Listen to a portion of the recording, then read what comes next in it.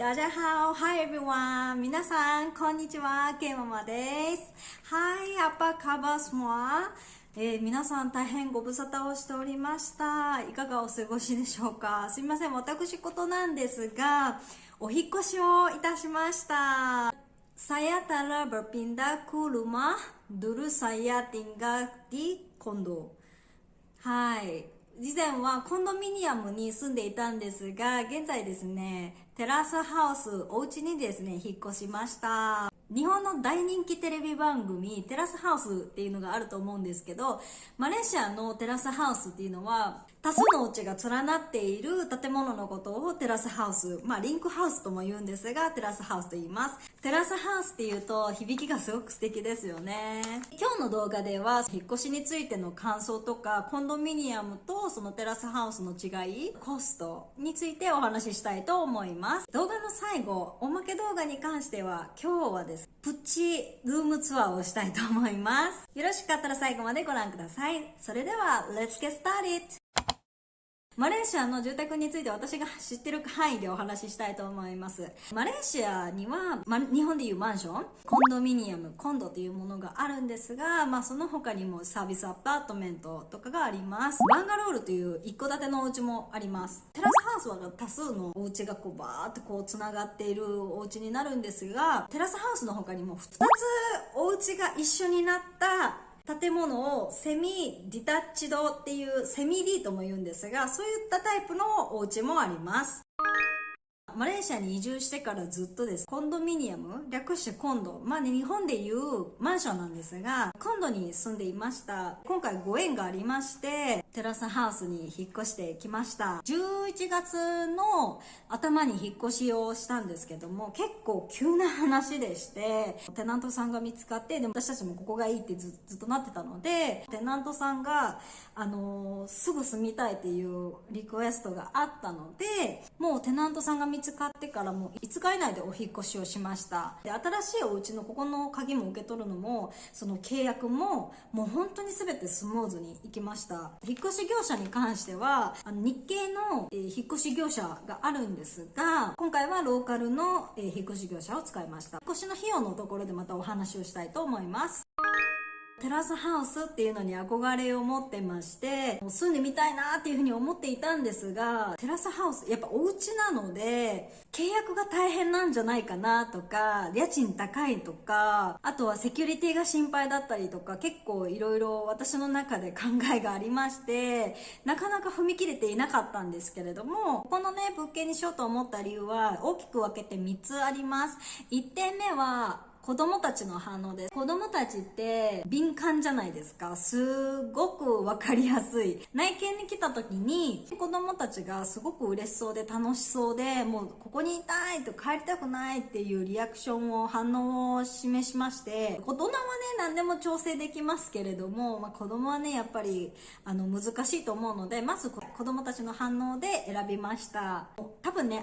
新しい環境っていつもと違う環境っていうのもあると思うんですが、でもねやっぱりねちょっと嫌がったりとかするんじゃないかっていう心配もあったんですが、夜にも来ましたけども問題なかったですし、ここにいたいっていう風に言っていたので、ほぼほぼ子供たちの反応で即決した感じです。で、その次の理由がオーナーさんのねセンスがすごく良くて、私すっごい気に入ってます。インテリアとか、私キッチンがすごく気に入ってるんですね。で、キッチンに関しては一部なんですが、最後の動画でご紹介してるので、よろしかったら最後までご視聴いただければ嬉しいんですが、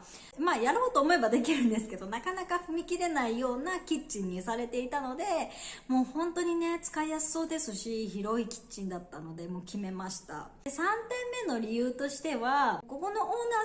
ーさんがもうほとんどの家具を残してお引越しされたんですね。特に新しく家具を買い揃える必要もなかったですし、あるものだけを持ってきて引っ越すだけだったので、引っ越し費用っていうのもかなり抑えられるだろうと思ったので引っ越しました。はい、すごくね気に入ってます。もうその3点がもうほぼほぼここの物件にしようと思った理由です。主人もねいい、私もいい、ここだっていうね、家族全員がね一致するっていうのはね重要ですよね。もう一番心配だったのは初日のね夜夜泣きするんじゃないかと僕心配だったんですけど、夜泣きしなかったです。はい。引っ越しをしてみて、実際どうなのか。まだ3週間なので、まだまだこれからね、出てくると思うんですけど、コンドミニアムとテラスハウスの違いについて、私が今のところね、気づいた点についてお話ししたいと思います。契約内容が厳しいんじゃないかとか、細かいんじゃないか気になってたんですけど、テナントさんが住むにあたってのその契約書を見たりとかしたんですけれども、でコンドミニアムの契約書とテラスハウスの契約書の違いっていうのは、もしかするとエージェントによってとか、テナントさんのリクエストとか、オーナーさんの希望によって契約書の内容っていうのは異なる場合はあるかもしれないんですけど、マレーシアのコンドミニアムにしろレンタルするにはアポジトが契約の時に必要になるんですけれども、テラスハウスも同じでした。マレーシアのコンドミニアムテラスハウスレンタルしているお家をお引っ越しする場合は、オーナーさんに2ヶ月前にその退去しますっていう報告を連絡をしなきゃいけないんですね。テラスハウス、その家に関して3ヶ月でした。これだけぐらいですかね、違いは。私が住んでたコンドミニアムでは日曜日以外月曜日から土曜日ゴミの回収があったんですね。ここでは2日に1回、1日おきにゴミの収集車が来ましてゴミを回収してくれます。はい、これがちょっと違いで最初は慣れなかったんですけど、今は大体パターンが分かってきたので、はい、ゴミのね出すタイミングとかいろいろ学びました。コンドミニアムにはそのプールとかジムがあったんですが、このお家には遊ぶ公園はあるんですがジムはないので、もちろんのことプールに関しては裏庭でプールをね用意をして水をねプールに張って水遊びをさせたりしています。コンドミニアムでプールとジムあったんですけど、私はあまり使わなかったので、あってもなくてもいいかなと思う。ペットなんですけれども、コンドミニアムはコンドミニアムにもよるんですけれども、マレーシアのコンドミニアムでも禁止なところがありました。はい、で私の住んでたところでは犬とか猫の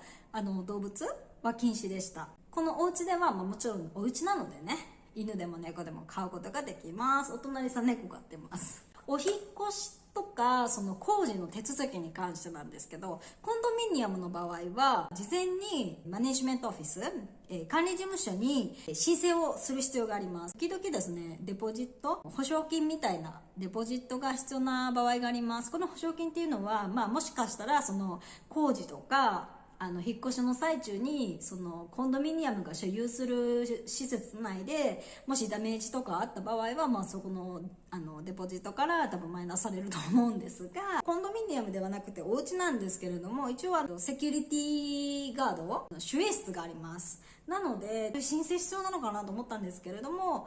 必要なかったです。コンドミニアムでねエアコンを入れた時があって、その時私のコンドミニアムの場合は、マネジメントオフィスに申請ね、そういうインストールしたいっていう申請もしつつ、セ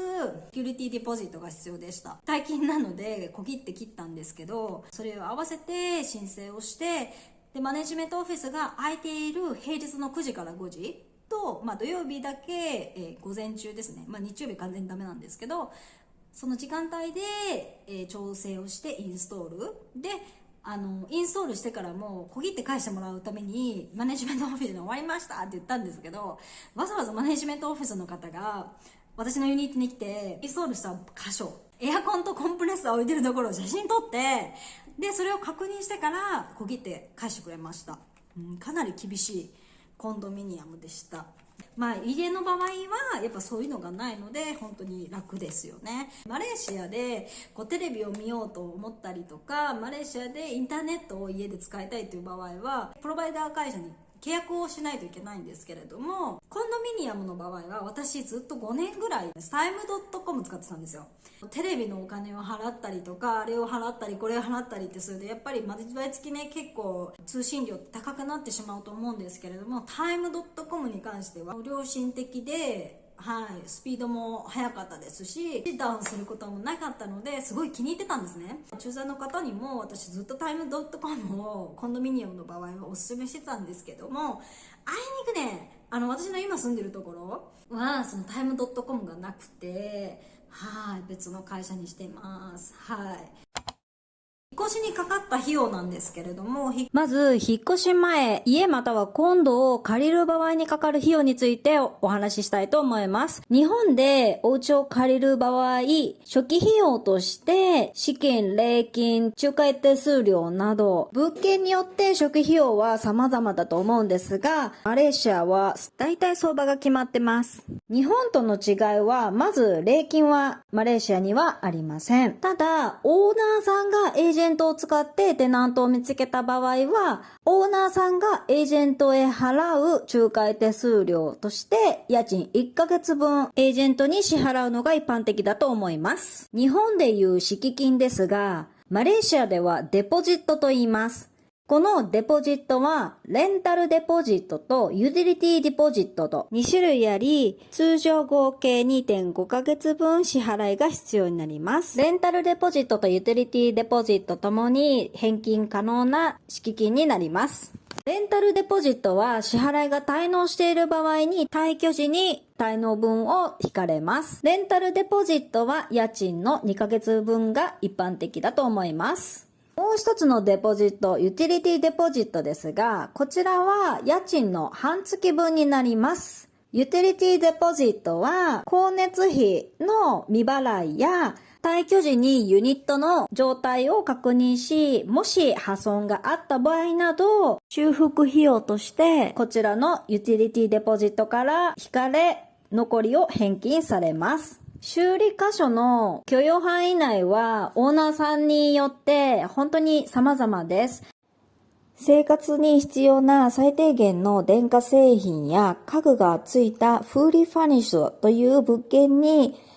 お住まいになる方も多くいらっしゃると思いますが、退去時のトラブルを回避するためにも、入居時、鍵を受け取る際にユニットの状態をよく確認をして、もし不具合とか破損点、汚れている部分があれば、オーナーさんやエージェントに伝え、契約書に添付するインベントリーリストに記載するなど、記録しておくことをお勧めします。ユーティリティデポジットから光熱費や破損以外で引かれるものの例として、壁の塗装、6ヶ月以内にエアコンのサービスをしていなかった場合は、エアコンのサービス代、カーテンのクリーニング代、電球が切れている場合は電球と電球の取り付け費用、あとは退去時にお部屋や換気扇が汚れていればクリーニング代を請求される場合があります。マレーシアには敷金以外にもかかる費用があります。住みたい物件を確保するためのブッキングフィーという頭金を支払う必要があります。このブッキングフィーは家賃1ヶ月分というのが一般的です。このブッキングフィーは初めの1ヶ月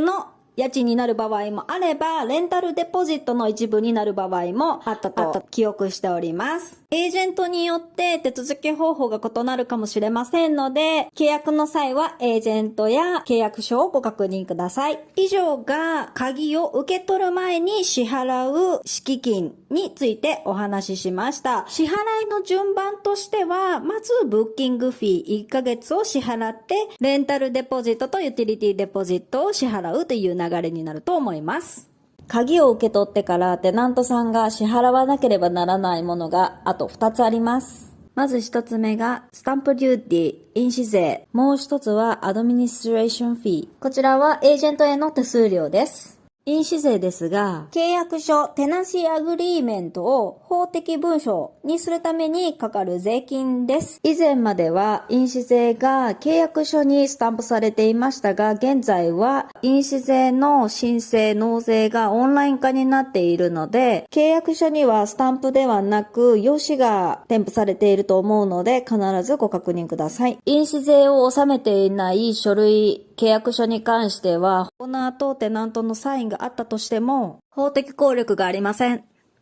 この印紙税は、だいたいテナント、借りる側が支払うことが多いと思います。金額ですが、契約期間や家賃によって値段が異なります。印紙税の手続きはエージェントが行い、手続き後、エージェントからテナント側に印紙税を請求されます。印紙税と一緒に請求されるエージェントへの手数料ですが、契約書などのペーパーワークや印紙税の支払い等の手続きにかかる運営費だそうです。料金は家賃によって異なります。だいたい数百リンギットだったと記憶しております。以上がマレーシアでお家やコンドミニアムをレンタルする際にかかる費用についてでした。引っ越し業者なんですけど、マレーシアには、日本の引っ越し業者があるんですが、今回ローカルの引っ越し業者を使いました。少しだけなんですけど、マレーシアの経済を動かしたっていう風な、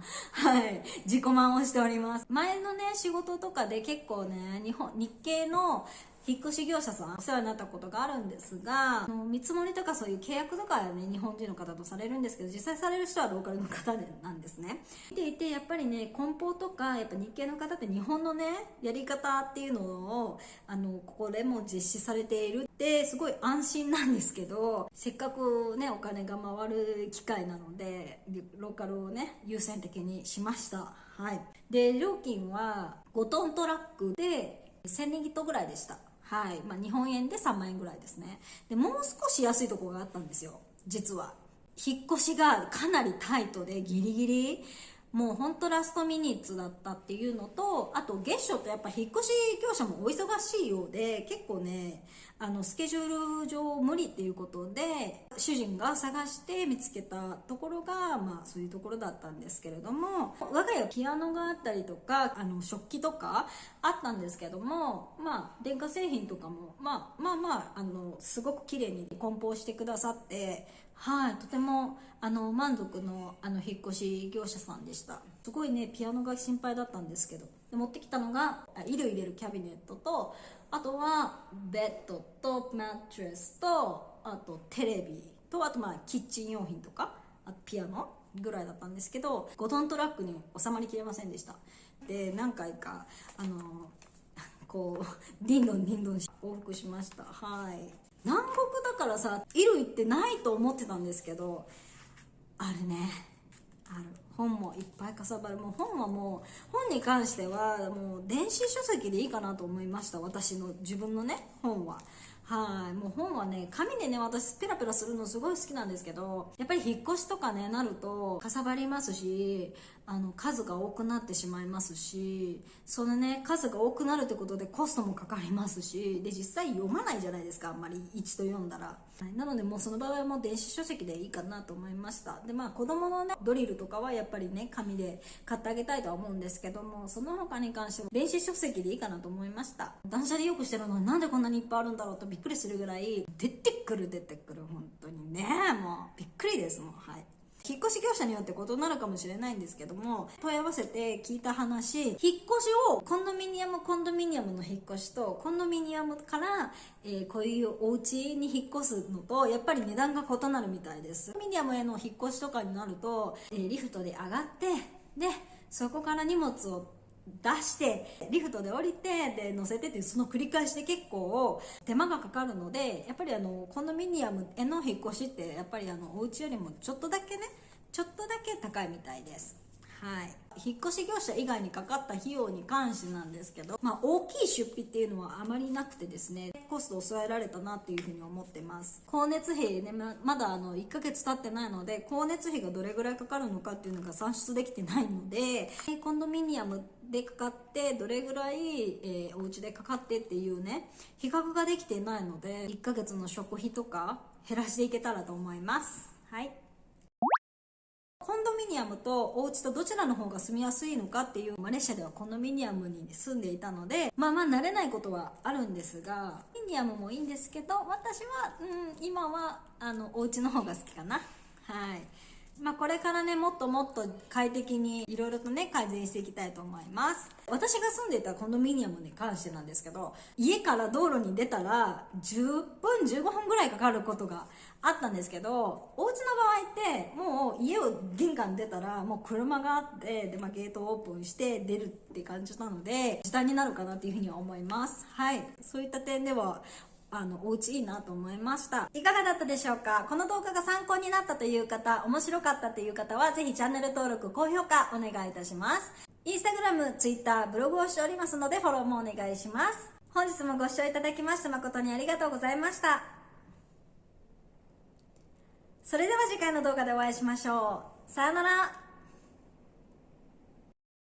はい、こちらがですね、寝室になります。8畳ぐらいの広さになります。ベッドがドーンと置いてありまして、空気清浄機があります。前に住んでいたコンドでもそうなんですが、我が家の寝室は基本ベッドと、あと空気清浄機のみ置いてます。時々ですね、子供たちの絵本とかも置いている時があるんですが、掃除も楽ですし、埃も少ないという点から、もうシンプルなインテリアになっています。寝室のベッドフレームなんですけれども、マットレスも入れて多分30センチぐらいの高さになります。マレーシアの家具屋さんに行くとベッドフレームの上に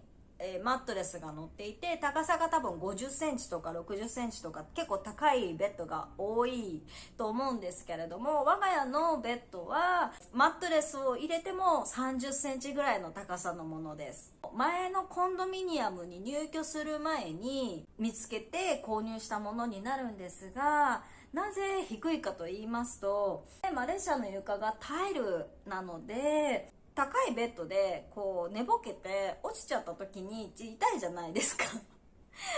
で、もし子供たちがお昼寝をとか、寝てて起きた時に、高すぎるとね、衝撃がね結構心配なので、ずっと見れないじゃないですか、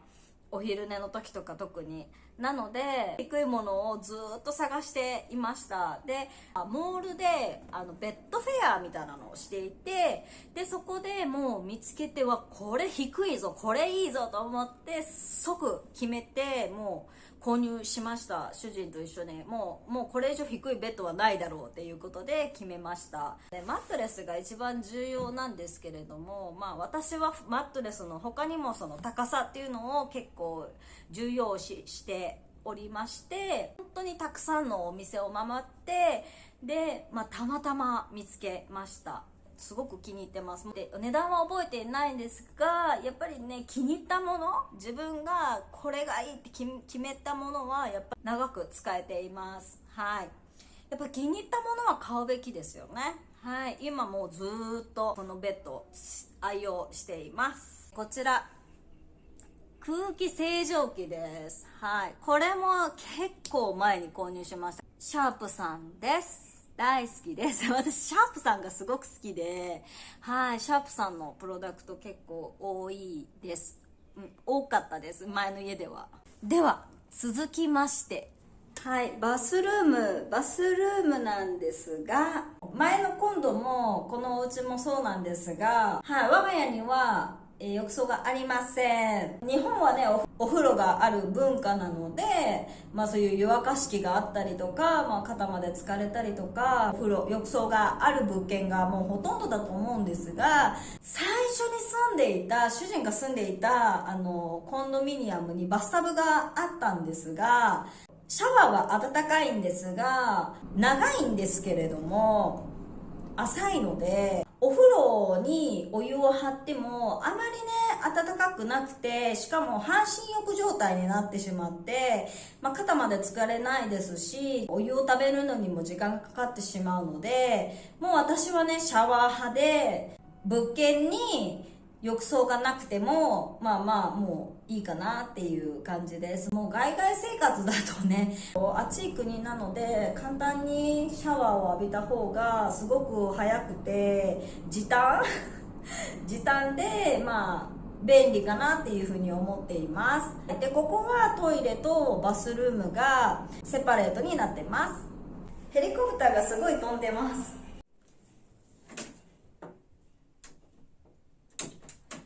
はい。こちらが衣装部屋になります。家族全員の衣装が、一つのお部屋に入っています。かっこよく言うと、ウォークインクローゼットです。衣装部屋をここを作ることによって、洗濯物を畳んでから、片付けるのがすごく便利です。娘も積極的に家族分のね乾いた、衣類をね畳んで片付けて収納してくれるので、引っ越してからも今もこの状態を維持してます。私結構頻繁に断捨離をして着ないもの、着れなくなったものを結構リサイクルとか寄付とかしてやってるんですけれども、思った以上に服がありまして、ちょっとねまだ片付けきれていないということで、ちょっとね断捨離をしようかと思っています。ピアノ、こちら前のお家ではピアノはリビングルームに置いてあったんですが、衣装部屋の一角に置いてます。はい、ちょっとね使う機会がかなり少なくなりそうで心配はしておりますが、ここがね多分ベストスポットだと思ってます。はい、では次へ。はい、こちらがですね、キッチンになります。はい、すごく広いんですよ。このグラスと、こちらの調味料の棚は、オーナーさんのものです。はい、で、これは私の元同僚の子が、結婚のお祝いかな何かでくれて、もう大切に使ってます。かわいい。可愛いんですよね。こういうセッティングってすごいね素敵ですし、結構憧れですけど、セッティングしようと思うとちょっとね大変なんで、いいなと思って、すごい気に入ってます。この家にはねもうすでにいくつか家具もありますし、前の家から持ってきたものもあるので、新しく購入したっていうのはあまりありません。あるもので何とかしているっていう感じなんですが、ただねこの冷蔵庫に関しては新しく今回購入しました。オーナーさんのね冷蔵庫も置いていただいていたんですけれども、結局使っていて、このねゴムパッキングがちょっと緩くなっていて、かなり押さないとしっかりと閉まらない冷蔵庫で、ちょっと子供たちにとっては開けるのは簡単なんですが、閉めるのがすごく大変難しいようで、電気代ねマレーシアすごく高くて、家電でやっぱり冷蔵庫とエアコンっていうのがかなり電気代使用すると思うので、もう遅かれ早かれ購入するものであれば、もう電気代ねいっぱい払うよりももう変えてしまおうということで、こちら購入しました。はい、シャープさん大好きです。私本当にシャープが好きでシャープかパナソニック好きです。はい。で中は、この辺りにね中の写真を貼っておきます。マレーシアの冷蔵庫ってだいたい2ドアが多いと思います。上と下で分かれてるバージョンもあれば、右と左のやつもあって、上が冷凍、下が冷蔵というものが結構大きいと思います。で、大きいものになると3つドアがあったり4つドアがあったりとかするんですが、家族4人家族なので、我が家はこういう2ドア、上が冷凍下が冷蔵で、十分かなと思ってこちらにしました。でもう少しね大きいサイズがあったんですが、あえてこの400リッターのサイズの冷蔵庫を購入しました。で理由はマレーシアって暑い国ですし、甘いものとか置いているとすぐにアリが寄ってきたりとかするので、何でもかんでもね冷蔵庫の中に入れがちで、結構ねパンパンになっちゃったりとか、いっぱいになるとあまり中に何が入っているのかっていう把握もしづらいですし、大きければたくさん買ってしまいがちなので、食べる分を1週間に1回購入するっても使い切るっていう点では、これぐらいのサイズが4人家族だったら十分かなと思ったので、こちらのサイズにしました。はい。でこちらはもちろんインバーターになります。で、コンロは3口です。はい。マレーシアのキッチンのコンロなんですが、お家によっては IH のコンロをインストールされている方もいらっしゃるかもしれませんが、大体はガスが多いと思います。プロパンガス、LP ガスっていうんですかね、プロパンガス、こういったガスのタンクが使われているお家が多いと思います。はい。で、コンドミニアムによってはガスのね、配管が通ってるところも中には何軒かあります。でももうほとんどがこういうガスのタンクを購入するパターンが多いですね。ペトロナスというガソリン会社から購入しているんですが、大きさ3パターンぐらいあったと思います。で、こちらですね、一番大きいサイズになります。はい、これ見えますかね。こちらが大きいサイズになります。で、このタンク、いくらだろう ?30 リンギットかな。一つ大きさによって値段が違うんですが、間違いでなければ30リンギットぐらいだったと思います。デリバリー入れて。使用は3ヶ月 ?2 ヶ月から3ヶ月ぐらい使用できます。もしね、煮込み料理が多い方だとまた2ヶ月ぐらいしか持たないと思うんですが、毎日、お夕飯を作るメインであれば、3ヶ月は持つと思います。はい、シンクなんですが、こちら陶器のシンクになります。はい、結構深いですし、水がね、飛び散ることがあまりないかなと思って、すごく、気に入っています。はい、以上がキッチンでした。はい、では次へ、GO！マレーシアのお家には階段の下にですね、このようにちょっと小さな物置スペースがあるお家がすごく多いと思います。我が家ではこの収納部屋っていうのを、ハリーポッター部屋と呼んでいます。ハリーポッターが階段の下のスペースに住んでいたっていう、雰囲気が似てるので、ハリーポッター部屋っていう風に名付けてますが、特に人が住む目的で使ってるわけではなくて、ただ雰囲気が似てるからっていうことでハリーポッター部屋っていう風に名付けています。中には掃除機とか工具が入っています。はい、あまり使わないものが入ってますね。はい、こちらハリーポッター部屋ということなので、今回ですね、ハリーポッターに出てくるドビーが初めてハリーポッターを見た瞬間のリアクションをしてみたいと思います。いきます。ハリーポッタープチルームツアーでした。いかがだったでしょうか。はい、以上おまけ動画でした。さようなら。